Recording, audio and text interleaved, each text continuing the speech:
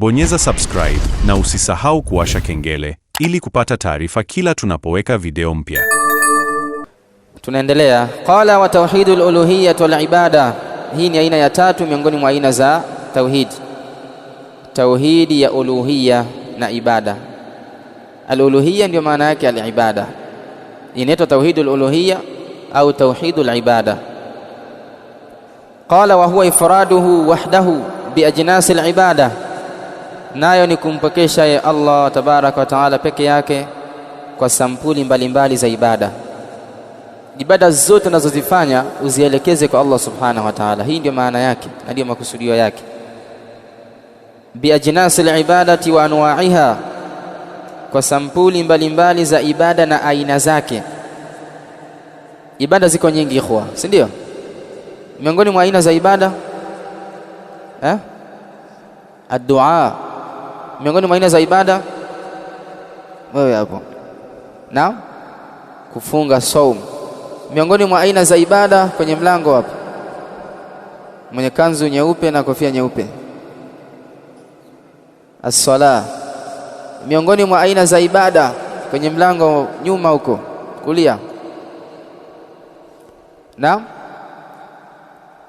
amesema na swala, sadaqa. Mwenye kilemba miongoni mwa aina za ibada, na kuhiji mwingine katika aina za ibada. Almuhimu kwamba aina za ibada ziko nyingi. Sasa hizi sampuli zake na aina zake zote wanatakiwa uzipwekeshe kwa Allah subhanahu wa ta'ala. Maana yake umwelekezee Allah subhanahu wa ta'ala peke yake. Ukiswali uswali kwa ajili ya Allah,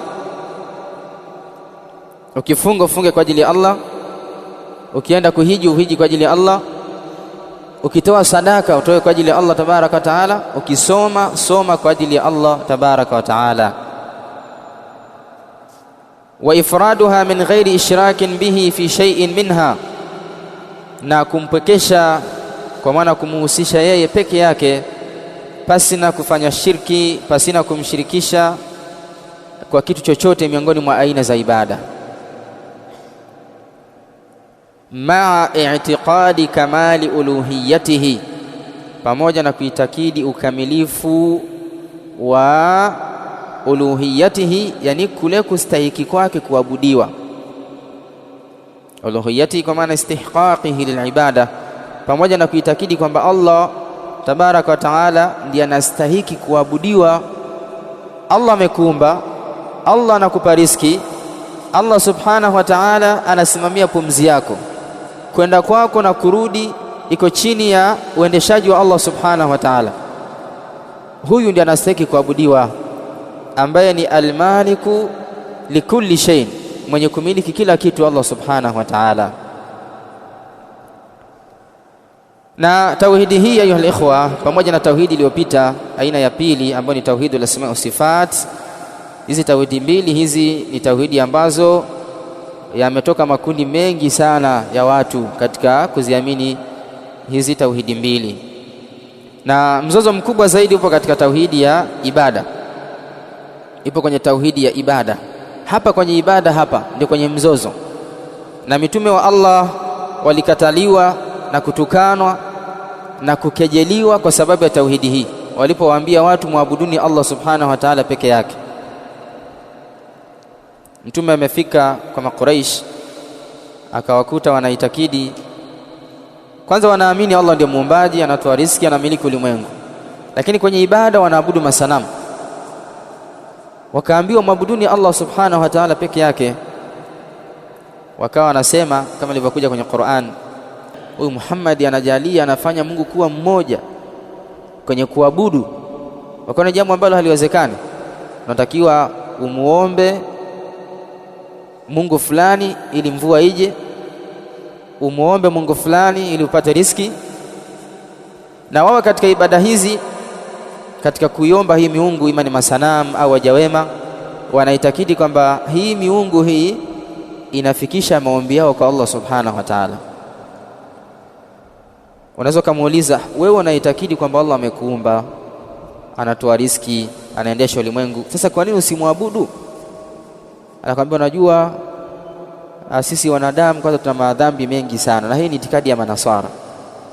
Kwa hiyo huwezi kumwomba Allah moja kwa moja, unatakiwa upitie kwa mawalii. Mpaka masufi nao wanaitakidi hizi itikadi, upitie kwa mawalii au waombe waja wema ndio wakufikishie maombi yako kwa Allah subhanahu wa ta'ala. Na kupitia itikadi hii ndio maana Wakristo katika swala zao wanasemaje? Maria mama wa Mungu, utuombee sisi wakosefu. Yani wanamwabudu Maryam na wanaitakidi kwamba Maryam ndiye atafikisha sala zao kwa Allah subhanahu wa ta'ala. Hizi ni katika shirki. Kwa hapa katika ibada hii ya kumwabudu Allah subhanahu wa ta'ala ndio ikapatikana nizari na mzozo mkubwa, ndio wakapatikana makafiri na Waislamu, wakapatikana watu wa haki na watu wa batil kupitia mlango huu wa ibada. Ama katika kuitakidi kwamba Allah ameumba, huku hakuna mzozo. Kila mtu anajua kwamba Allah ameumba mbingu na ardhi, awe Muislamu asiwe Muislamu. Lakini hapa kwenye ibada kila mtu ana njia yake. Kasema fadakhala fi tauhidi rububiyya, ikaingia katika tauhidi rububiyya. Kwanzia hapa musanifu Allah mrehemu ameanza kutaja na kutoa baadhi ya maelezo na kufafanua baadhi ya masala ambayo yanataallaki au yanahusiana na aina tatu za tauhid. Hebu tukumbushane kwanza kuhusu aina tatu za tauhid. Kuna watu wanasinzia hapa. Aina ya kwanza tauhidur rububiyya. Asante. Aina ya pili tauhidu al-asma'i was-sifat. Aina ya tatu akhi kwenye nguzo. Naam. Tauhidur rububiyya imeshatajwa. Tauhidu al-uluhiyya. Kwanzia hapa shaka atakuwa anataja masala ambayo yanaingia katika hizi tauhidi. Kwa hiyo uwe makini kwamba kila kipengele ujue kinaingia sehemu gani. Sawa? Tayeb. Kasema fadakhala fi tauhidir rububiyya, ikaingia katika tauhidur rububiyya ithbatul qada'i wal qadar, kuthibitisha al qada wal qadar, qadari za Allah subhanahu wa ta'ala. Tunapozungumzia masuala ya qadar, al qada wal qadar, huu mlango na haya mazungumzo yanaingia katika tauhidi gani? Naam, yanaingia katika tauhid rububiyya, yanaingia katika tauhidu ar-rububiyya. Kwa nini wanasema ulama? Kwa sababu tukizungumzia masuala ya qadar, hii inaonyesha qudratillahi azza wa jalla, inaonyesha uwezo wa Allah subhanahu wa ta'ala. Na uwezo wa Allah kuumba na kumiliki na kuendesha ulimwengu, haya yanaingia katika nini? Katika tauhidur rububiyya, kama ambavyo tumebainisha. Wa annahu ma shaa Allahu kan, na kwamba hakika yale ambayo Allah ameyataka kana ni yenye kuwa, ile ambayo Allah amelitaka ni lenye kuwa. Wa ma lam yasha lam yakun, na ile ambayo Allah hajalitaka basi haliwi. Hii ni itikadi ambayo natakiwa uitakidi. Wa annahu ala kulli shay'in qadir, na kwamba yeye Allah juu ya kila kitu ni muweza azza wa jalla. Wa annahu al-ghaniyyul hamid, na kwamba yeye ni al-ghaniyyul hamid. Allah subhanahu wa ta'ala ni mkwasi kwa maana mwenye kujitosheleza, al-hamid tena mwenye kuhimidiwa au mwenye kusifiwa jalla wa ala. Haya yote yanaingia katika al-imanu bil qada'i wal qadar wa ma siwahu faqirun ilayhi min kulli wajh. Nasema na asiyekuwa yeye Allah, kwake yeye ni mwenye kumhitajia katika kila aina za mahitajio. Taib, kaulaka aliposema al-qadha wal qadar, haya maneno mawili baadhi ya ulama wanataja kuwa yana maana moja na baadhi ya wanawachuoni wanayatofautisha, kwamba kila neno wakilipa maana yake. Katika kutofautisha maana ya maneno haya wanasema al-qadha ni al-ibramu sabiq. Al-qadha maana yake ni yale ambayo Allah subhanahu wa ta'ala aliyakadiria huko zamani kabla hajaumba mbingu na ardhi. Kisha katika upande wa al-qadar wanasema ni kutokea yale ambayo Allah ameyakadiria. Kwa al-qadha ni yale yaliyoandikwa, al-qadari ni yale yanayotokea. Yote haya tunaamini kwamba hayatokei isipokuwa kwa idhini ya Allah subhanahu wa ta'ala. Hii ndio maana ya al-imanu bil-qada'i wal-qadar. Na kauli yake aliposema wa annahu al-ghaniyyul hamid, Allah subhanahu wa ta'ala ni al-ghani, kwa maana ni tajiri mwenye kujitosheleza ambaye hahitaji wanadamu. Sisi tunaposwali, tunapofunga, tunapoenda kwenye ibada ya haji, hii haimaanishi kwamba Allah ana haja na ibada zetu, na wala si akafikiria mmoja wetu hata siku moja kwamba wewe ukiswali au ukienda hija au ukifunga Ramadhani kwamba Allah anafaidika na ibada yako. Allah subhanahu wa ta'ala huwa al-ghaniyyul hamid.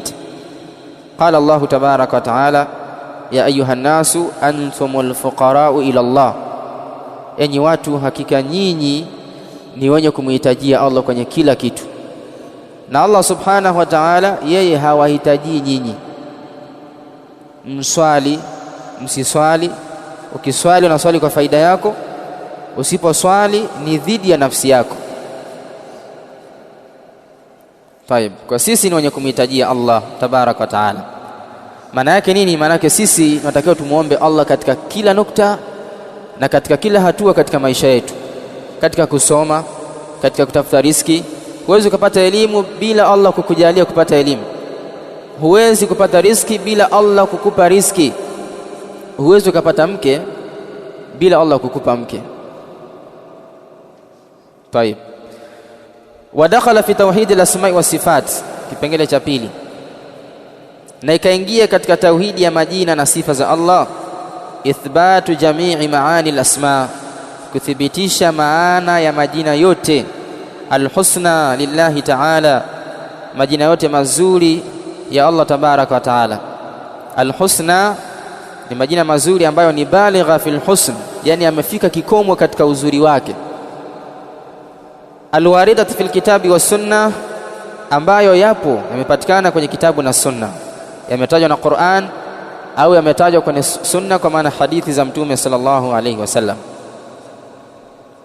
Na hii ibara hii ayuha al-ikhwa, aliposema Sheikh ithbatu jamii maani al-asma'i al-husna lillahi ta'ala al-waridatu fi kitabillah al-waridatu fil kitabi was sunna, hapa Sheikh ametaja kanuni mbili muhimu katika majina na sifa za Allah tabaraka wa ta'ala. Ametaja kanuni mbili muhimu katika kanuni ya majina na sifa za Allah subhanahu wa ta'ala. Kanuni ya kwanza ni kufahamu kwamba majina yote ya Allah subhanahu wa ta'ala ni al-husna. Majina yote ya Allah ni mazuri na sifa zake zote ni nzuri. Kanuni ya pili ni kwamba sifa hizi na majina haya Allah subhanahu wa ta'ala yanatoka kwenye Qur'ani na Sunna, na hili tumeshalisema mwanzo kwamba haya majina na hizi sifa ambazo tunazithibitisha kwa Allah, sifa hizi na majina haya tunayatoa kwenye Qur'ani na Sunna. Tayeb, qala wal imanu biha 3 darajat, na imani ya kuamini sifa na majina 3 darajat ipo kwenye daraja 3. Na hizi daraja baadhi ya wanawachuoni wakiziita arkan, kwa maana nguzo. Ni nguzo za kuamini sifa na majina ya Allah tabaraka wa taala. Qala imanun bil asma, jambo la kwanza katika majina na sifa za Allah, haya mambo matatu lazima yawepo. Jambo la kwanza, imanun bil asma, kuamini majina yake, kuamini majina ya Allah. Imanun bil asma, kuamini majina, wa imanun bis sifat, na kuamini sifa za Allah tabaraka wa taala, wa imanun bi ihkami sifatihi, na kuamini kuhusu hukum Ani ahkam ni jamu ya hukum. Kuamini kuhusu ahkam za sifa zake. Majina ya Allah ikhwa yanakuwa na moja katika mambo matatu, yanakuwepo na mambo matatu yote kwa ujumla, hizi darajati ambazo Sheikh amezitaja hapa. Majina ya Allah kwanza yanasimama kama majina, pili yanakuwa na sifa ambayo imebebwa ndani yake, na jambo la tatu kuna kuwepo na hikma au hukumu ambayo inatajwa katika jina hilo. Na maana ya ahkamu aliyosema hapa ni maani, kuamini kuhusu hukumu na sifa za Allah, maana yake ni kuamini kuhusu maana zake. Hii ndio itikadi ya Ahlus Sunna. Atakuja kutoa mfano hapa chini. Tunapotaja jina fulani tunaamini kuhusu hilo jina kwanza, jambo la pili tunaamini sifa iliyopo katika jina hilo, na jambo la tatu tunathibitisha maana iliyopo katika jina hilo. Na hii ni khilafu na watu wa bid'a ambao baadhi yao wanathibitisha majina, wanakataa sifa, wanakataa maana zake. Wengine wanakataa kila kitu, nasema Allah hana majina wala hana sifa, na wala hizo sifa mnazodai nyinyi Ahlus Sunna hazina maana yoyote. Hawa ni makundi moja katika makundi ya watu wa bid'a. Qala kal ilm, kama vile sifa ya elimu, kama vile elimu moja katika sifa za Allah. Bi annahu alimun dhu ilm, kwamba yeye ni mjuzi mwenye elimu. Alimu ni jina lake, dhu ilm ni sifa yake, wa ya'lamu kulla shay, na anafahamu kila kitu. Hii ni maana ya nini? Ya sifa. Mfano huu ndio umeweka wazi yale ambayo tumeyataja hapo juu. Kal ilm, kama vile elimu. Bi annahu alimun, unaamini kwamba Allah ni alim, kwa maana ni jina lake. Katika majina ya Allah ni al-alim. Dhu ilmin, hii ni sifa ambayo imetokana na jina hili. Wa ya'lamu kulla shay'in, hii ni maana itokanayo na sifa hii. Allah ni mjuzi mwenye elimu, anafahamu kila kitu. Qadirun dhu qudrah wa yaqdiru ala kulli shay'in, na katika mfano wa qadir kwa maana ni muweza, mwenye uwezo. Wa yaqdiru ala kulli shay'in, anaweza kila kitu. Ila akhiri ma lahu min al-asma'i was sifat, mpaka mwisho katika yale aliyokuwa nayo Allah subhanahu wa ta'ala katika majina na sifa zake tabaraka wa ta'ala. Wa dakhala fi dhalika ithbatu uluwihi ala khalqihi. Tunasonga mbele ikhwa. Anasema na inaingia katika hayo, inaingia katika tauhidi ya al-asma' wa sifat, ithbatu uluwihi ala khalqihi, kuthibitisha kuwa kwake juu Allah juu ya viumbe vyake. Moja katika sifa za Allah ni kuwa juu azza wa jalla. Wastiwaihi ala arshihi, na kule kuwa kwake juu ya arshi yake. Istiwaihi ala arshihi, kwa maana kuwa kwake juu katika arshi yake. Wa nuzulihi kulla lailatin ila samai dunya, na kuteremka au kushuka kila siku katika mbingu ya dunia. Ala alwajhi allaiq bijalalihi wa adhamatihi, juu ya sura inayoendana na utukufu wake na ukubwa wake Allah tabaraka wa taala. Katika kipengele hiki Sheikh Allah mrehem ametaja baadhi ya sifa ambazo zinaingia katika kuamini majina na sifa za Allah tabaraka wa taala. Sifa ya kwanza kataja al-ulu. Sisi Ahlus Sunnah wal Jamaa tunaamini kwamba Allah subhanahu wa ta'ala kwa dhati yake yuko juu. Allah subhanahu wa ta'ala kwa dhati yake yuko juu. Na watu wa bid'a katika Ash'ira, katika maibadh, wanaamini kwamba Allah subhanahu wa ta'ala yuko kila sehemu, na hii ni itikadi ya batil. Hii ni itikadi ya batili, imebatilishwa na Qur'ani, imebatilishwa na Sunna, imebatilishwa mpaka na akili,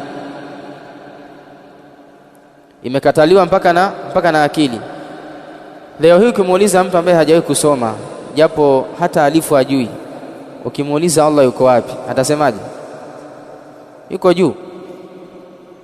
Allah subhanahu wa ta'ala yuko juu. Na katika Qur'an ziko aya nyingi ambazo zinathibitisha kwamba Allah subhanahu wa ta'ala yuko juu jalla wa ala. Miongoni mwa aya hizo ni kauluhu tabaraka wa ta'ala, aamintum man fis sama, katika surat Al-Mulk. Allah anasema hivi, je, mnajiaminisha vipi na yule aliyoko juu ambaye ni Allah subhanahu wa ta'ala? Ikaashiria na kuonyesha kwamba Allah subhanahu wa ta'ala kwa dhati yake yuko juu, na zile dalili ambazo zinaonyesha Allah yuko kila sehemu. Aya hizi kama wanavyosema ulama zinatafsiriwa kwa maana ya elimu yake. Elimu ya Allah imeenea kwenye kila kitu. Kwa Allah kwa dhati yake yuko juu, lakini kwa elimu yake imeenea kila kitu katika fi hadha al-kaun. Na miongoni mwa sifa ambazo amezitaja hapa ni istiwaihi ala arshihi, Allah yuko juu ya arsh. Qala Allahu tabaraka wa taala, arrahmanu ala al-arshi istawa. Arrahman yuko juu ya arshi, ambaye ni Allah tabaraka wa taala. Na Ahlus Sunnah wal Jamaa wanathibitisha sifa hii kwamba Allah yuko juu ya arshi yake. Na arshi katika maana ya Kiswahili ni kiti cha enzi au kiti cha thamani. Allah subhanahu wa ta'ala yuko juu ya kiti cha thamani. Wanasema ulama, bainun ala khalqihi, ameachana na viumbe vyake. Allah hajachanganyikana na viumbe vyake. Ama kuhusu kaifia, namna alivyo Allah juu ya arshi yake, hili ndio ambalo tumelisema halifai kulitasawwar kwenye akili kwamba yuko juu amekaa amelala. Hili ni jambo ambalo tumebainisha kwamba halifai, na huenda likamuingiza mtu kwenye kufru kama atafanya kusudi katika kuleta kaifia na namna ambavyo Allah subhanahu wa ta'ala yuko juu ya arshi yake. Na arshi iko juu ya mbingu saba kama ilivyokuja kwenye hadith. Arshi iko juu ya mbingu saba. Na yote haya kama alivyosema shekhe, unaweza kurudi kwenye vitabu vikubwa kwa ajili ya faida zaidi. Hapa tunasoma katika mlango wa ishara na tambii. Miongoni mwa sifa alizotaja hapa ni nuzulihi kulla laila, Allah kuteremka kila usiku, kuteremka katika ila samai dunia. Na hii imekuja kwenye hadithi ya Mtume alayhi salatu wassalam, asema yanzilu rabbuna kulla lailatin ila samai dunya, au kama qala alayhi salatu wassalam, kwamba anateremka Mola wetu mpaka kwenye mbingu ya dunia. Sasa huu teremkaji huu, ikhwa, kama tulivyosema, sifa za Allah subhanahu wa ta'ala tunadhithibitisha kwa namna inayoendana na utukufu wake. Usilete fikira kwamba Allah anashuka kama tunavyoshuka sisi kwenye ngazi, au kama tunavyoshuka kwenye gari na mfano wake. Hiyo haifai katika itikadi ya Ahlus Sunnah wal Jamaa. Kwa maana Sheikh ametoa tambii hapa, ala alwajhi laiqi bijalalihi wa adhamatihi, tunathibitisha haya juu ya sura inayoendana na utukufu wake na ukubwa wake. Qala wa dakhala fi dhalika, na ikaingia katika hayo, yani katika tauhidi hii ya majina na sifa, ithbatu sifati dhatiyya, kuthibitisha sifa za dhat, allati la yanfaku anha, sifa za Allah subhanahu wa ta'ala. Ayuha ikhwa, zimeganyika katika sehemu mbili. Kuna asifatu dhatiyya na asifatu alfi'liyya, zote amezitaja hapa Sheikh. Sifa za dhati anasema allati la yanfaku anha. Sifa za Allah zimeganyika katika sehemu mbili. Kuna sifa za dhati, asifatu dhatiyya allati la yanfaku anha, ni zile ambazo haachani nazo, yani muda wote daiman wa abada zinaendana na dhati ya Allah subhanahu wa ta'ala.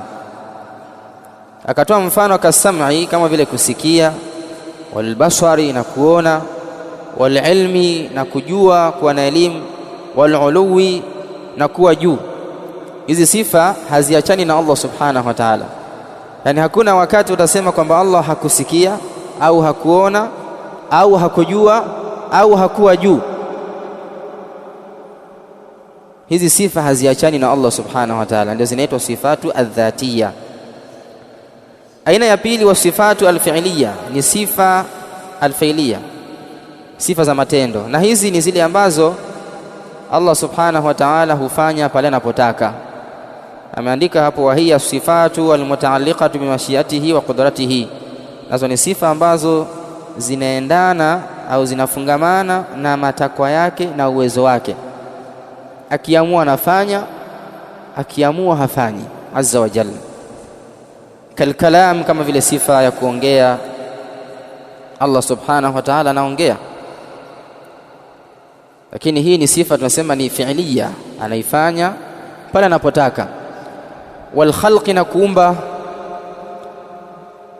Wal rizqi, na kutoa riziki. Wal rahma, na kuwa na huruma. Wal istiwai ala al-arsh, na vile vile kuwa juu ya arshi. Hii pia ni katika sifatu al-fi'liya. Wan nuzul ila samai dunya, na kushuka mpaka kwenye mbingu ya dunia. Kama yasha, kama anavyotaka yeye Allah tabaraka wa taala. Zote hizi sifa hizi Allah huzifanya pale anapotaka, ndio maana zikaitwa as-sifatul fi'liya, kwa maana zinahusika na matendo yake Allah tabaraka wa taala.